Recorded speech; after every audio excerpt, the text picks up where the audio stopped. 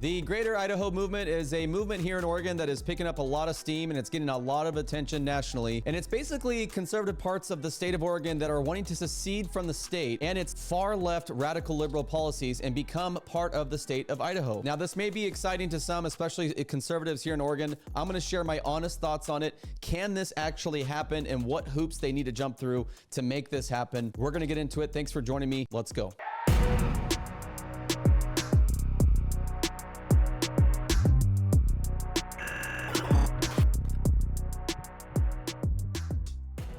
How's it going, everybody? David Medina here. Make sure you like and subscribe to the channel. Hit the bell for notifications. If you're new to me, follow me on all social media, TikTok, Instagram, Facebook, and X at David Medina PDX. It's the same username.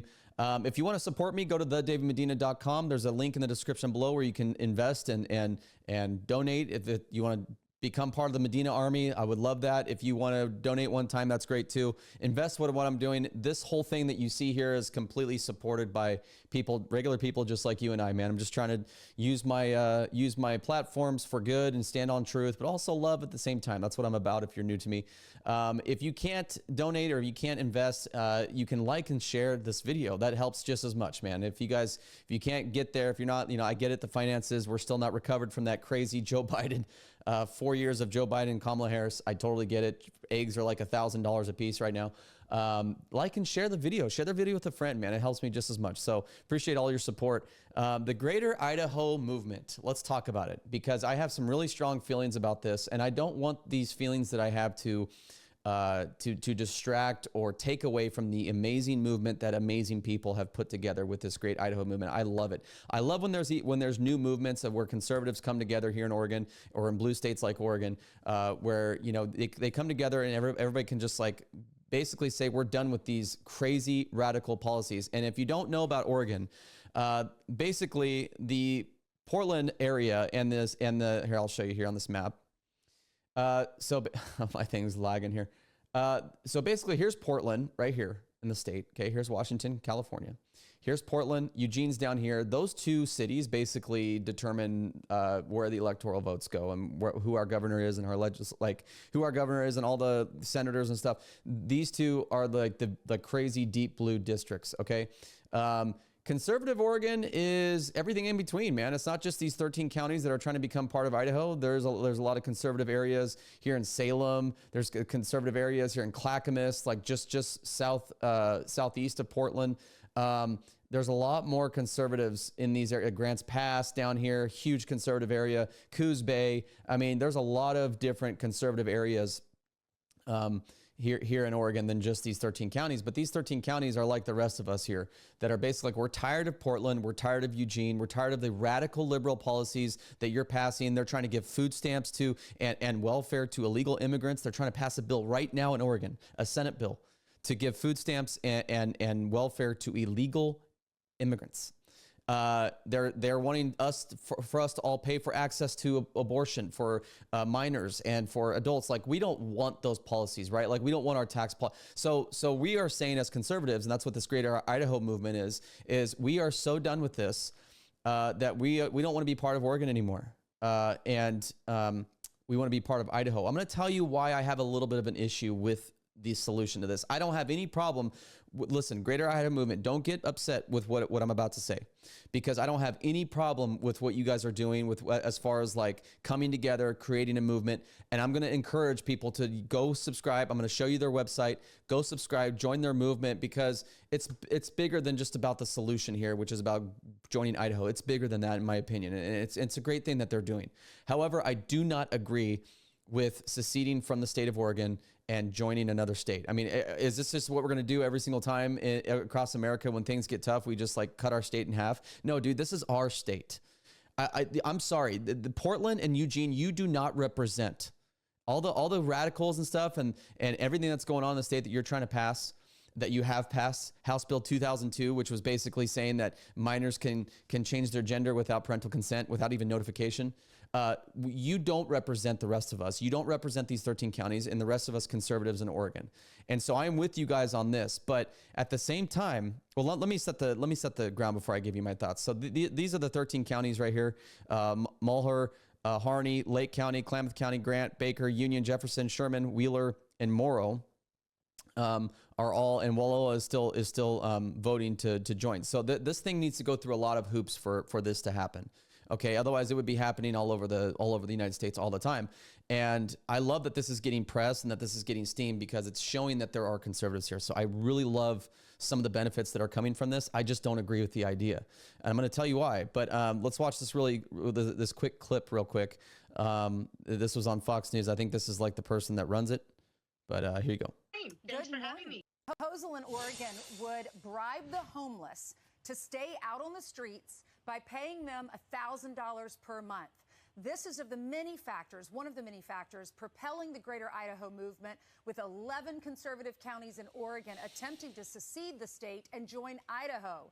Idaho State Representative. And I'm just going to tell you, there's nothing that shows that your state party is weak than this right here. Than the fact that you have literal counties in your state, instead of coming together and fighting back in the state all in one. Because if you don't know anything about the Oregon Republican Party and the conservatives across Oregon, we are so divided. It's not even funny. It's actually really sad. If we could all come together, we would have a Republican governor right now. We would have elected one in 2022. But so many Republican voters sat out of that election because we don't, in my opinion, there's a lot of great people within the Oregon Republican Party. I'm not here to bash anybody. I'm just telling you, I'm just telling you how it is. We are divided and our leadership is very weak because of that division. Not just on the leadership, and it's not just on the grassroots, not just on the Republican voters, it's on everybody, right? We need to find a way to come together because this should not be happening. We should be coming together like this Greater Idaho movement is, coming together. We don't have to like agree with each other on how we do things, but we need to fight in the same direction. And that's not what we're doing here in Oregon. That's why Oregon keeps going blue. One of the many reasons why Oregon keeps going blue is because our Republican Party is a mess. There's no like clear leader. There's different like cliques and sects of Republican and Republican groups fighting against each other. And it's just, the biggest division is between the politicians themselves and the grassroots. And that needs to, whoever runs for governor in Oregon in 2026 needs to do a better job than the candidate did in 2022 of reaching out to the grassroots, because not showing up to town halls and making it seem like you can win without the grassroots support, it's not going to happen, man. You should have won in 2022. One of the many factors, again, it's not all on Christine Drazen, it's on all of us too. We have to find a way to come together, guys. And that's what we need to be doing. Barbara Ehart joins us now. Good morning, Barbara. Good morning. Thanks for having me. Well, thanks for coming on. Yeah, this is going to make even more people in Oregon want to move to your state. How do you feel about that? You know, this has been an interesting experience from the very beginning when I was approached about just listening to a conversation, just over 2 years ago. It made sense right away. It made sense to look at some like-minded people and also for us in Idaho, why not have that conversation? We've been the fastest growing state in the nation. We have, a lot of people moving in here to look at that landmass, to look at the resources, the water, the timber, the minerals. Why not have that conversation? And on top of it, we look at what's happening to Eastern Oregon. They do not share the same values as those who are passing and making these decisions. These decisions are completely antithetical to a constitutional republic. It's really kind of disappointing. Yeah. Do both states have to agree to this? Yes, both states would have to agree to this, and then. Okay, so let's get into what this is. I'm gonna tell you. I want you to hear it from me, not her. I want you to hear it from an Oregonian and not from an Idaho state rep who probably a great lady. Seems like a great lady, has the same values, right? But there's a lot of things that need to happen. This is, and I'm just going to tell you, can it happen? It can happen. Is it probable? No, it's almost damn near impossible at this point for this to happen. There are so many hoops that this thing has to jump through for it to even happen. And a lot of those hoops are, so one of them is, under current laws, it would require approval by local voters, which is what they're doing now. So they're going through that first hoop. They're voting on this. Each county is voting on this. Okay, each county vote, like all the 13 counties voted. Okay, that looks great, right? Looks exciting. And I'm not trying to be a downer. Please, Greater Idaho people, I love you. I'm not trying to be a downer. I'm just trying to tell the people exactly where we stand. I'm always going to be real. I'm not going to be fake or in any way. I'm just going to be super real with you, because I don't want to say this, but this needs to be said. So once it's approved by these counties, what's the next hoop? The next hoop is that it has to have approval from the state legislators of both Oregon and Idaho. So Idaho would likely probably do this, right? We would think, right? But the problem is that both the legislator in Oregon, the House and the Senate both have to agree to this. And that currently in Oregon, the House and the Senate is under supermajority, meaning it's not even majority, it's supermajority, which is like the Republican, like it's so heavily blue that the Republicans don't even have to show up for Democrats to pass crazy bills. Like they don't have to have quorum for the Republicans to pass bills and to pass laws. They have the super majority. This is what happens in a state like Oregon. There's no business why there should be a super majority in a state like Oregon, because Oregon has tons and tons of conservatives, tons of independent. Like the biggest voting demographic is not even Democrats. It's non-affiliated voters who are like, I don't want to be affiliated with either party. I'm just kind of an independent kind of. I don't affiliate with any party. And when you have a weak Republican Party, a weak and ineffective Republican Party, again, I'm not trying to bash, but it is weak and effective. It doesn't take an expert to see that. Republican Party who can't bring people together and can't get everybody fighting in the same directions. Non-affiliated voters, they don't really know what you stand for, and they're not going to vote for you. They're just going to sit out. And this is what we kind of saw in 2020. I talked to so many non-affiliated voters in 2022 when everybody, the national press, the leftist press, even Democrats. I talked to Democrat politicians here in Oregon that said we really thought she was going to win. Republican Christine Drazan, who was the nominee, not the grassroots favorite. She won 23% of the vote of the primary vote. And so 77% of people, there was like 20 freaking people running for governor on the Republican side in Oregon in 2022. 77% said we didn't even want that person. We wanted someone else. So that just shows you how divided we are, that the nominee and the nominee came into it, Christine Drazan. And again, I'm really trying to be like uniting here, but I'm just spitting facts. I talked to a lot of non-affiliated voters who said, we don't even know what she stands for. Like, how is she any different from Tina Kotek? Her platform and her messaging was almost the same. She wouldn't even speak out on the pro-life issue.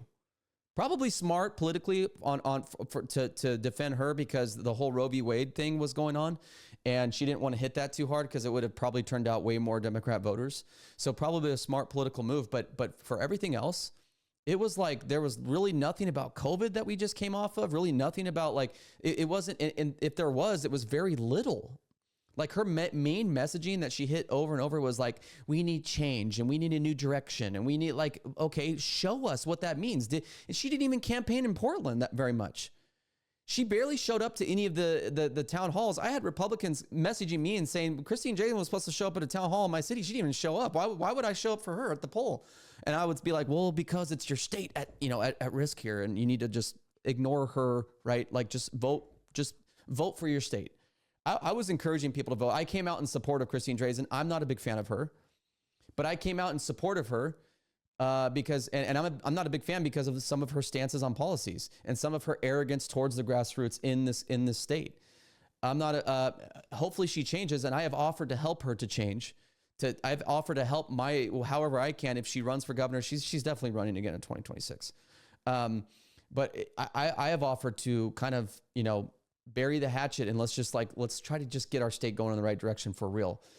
But I mean, she wasn't showing up at town halls. She wasn't showing up at she just wasn't showing up where she needed to. And it's like this arrogance and also like this, like I can do it with my political savviness. No, you can't. You need the grassroots and you need everybody fighting in your direction. So Oregon's legislator is deep blue. So that would fail there like 100. There's even Republican legislators that don't even agree with this stuff, right?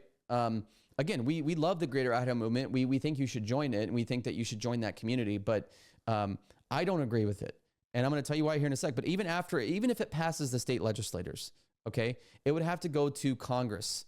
It would have to get a vote in Congress for its final hoop to jump through for us to secede from the state. Obviously, right now with the Republicans controlling the Senate and House, it would be a good time, but it will not get through that legislature where it sits right now. It just won't. And Oregon doesn't show any signs of gaining control of the House or Senate anytime soon unless we get our act together. It's possible. We can do it, but we have to get our act together. Okay. So I'm not sure why this is gaining so much steam currently, just because, I mean, it's a cool idea. That's why it's gaining steam. And it's like these counties actually like voted. But I just wish, and these are my honest thoughts. I honestly just wish that all of this energy being put into the Greater Idaho movement could be put into our state, because this is not an impossible state to win. It's not. This can be done. We almost won the highest seat in the land in 2022. If it weren't for mistakes on the Republican side, and also some other things we already know. But I'm telling you, this state is winnable if Republicans can unite and get our act together. And that's where I think these energies should go. It should go into uniting us, into the groundwork here, finding out a way to work together. I know there's so many different it's crazy because there's different groups here in Oregon, and they're all influential within their circles. And then they all can't really work together because they want to be their own circle, and they want to be the people here. They want to be known as the Republicans in Oregon. Let me just tell you something. As a former coach and someone who has his degree from a private Christian university at George Fox in management and how to manage people, you are never going to get, listen to me, Republicans in Oregon, you are never going to get everybody to agree on the same values or the same way we should do things. And you're never going to get like it's never going to happen. But what can happen is you guys can find a way to work together. You can find a way to play ball together and then share the credit. I know credit is you guys, I get it, man. I totally get it. And I get that you guys, a lot of you work hard out there and you do things that aren't seen by a lot of people, and you want to feel good, but we have to really check our hearts, guys. This isn't about credit. That can come later, but you have to actually do something to receive credit. And right now, Republicans, me included here in Oregon, haven't done a damn thing to earn credit nationally or in the state. But we can get there. We can make the focus on making our state better. And if we can all fight together, we wouldn't need to have to think about joining Idaho. If we can learn to fight together, and I'm talking to the politicians in Salem too, Christine Drazen and all the people in Salem that their career is off of politics, that's okay.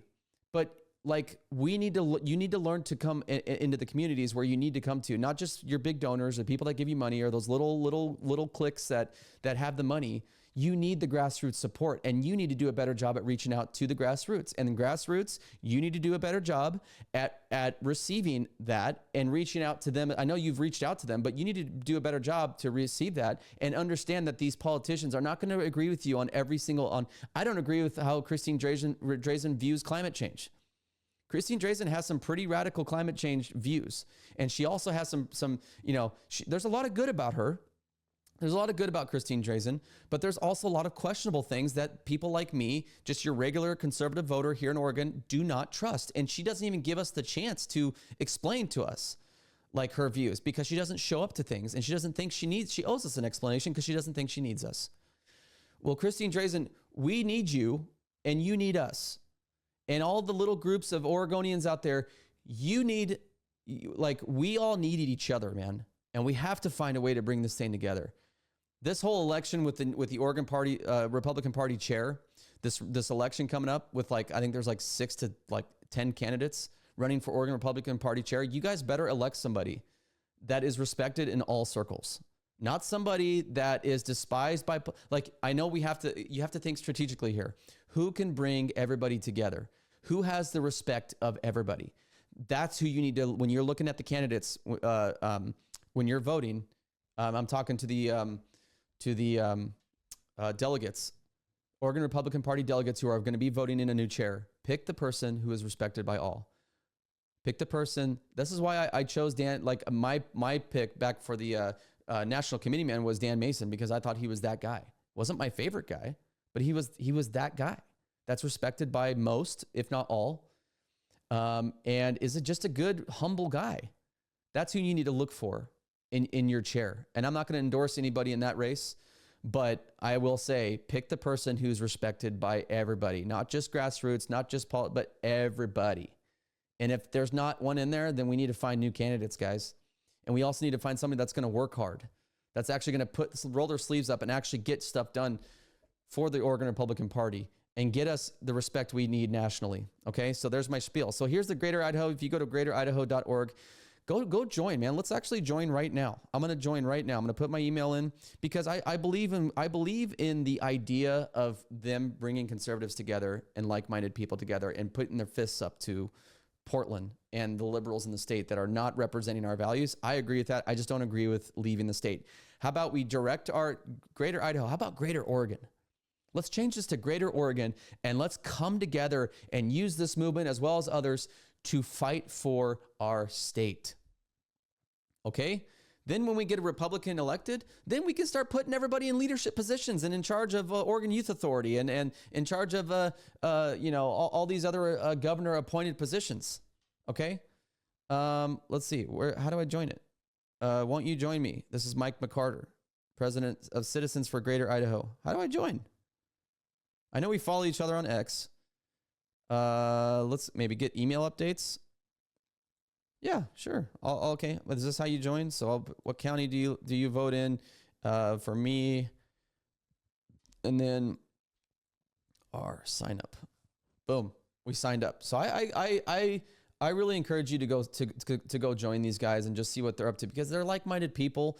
And I don't agree with the solution that they're offering, but I do love what they're doing, and I'm a big supporter of them and their group. So there you have it. Like and subscribe to the channel.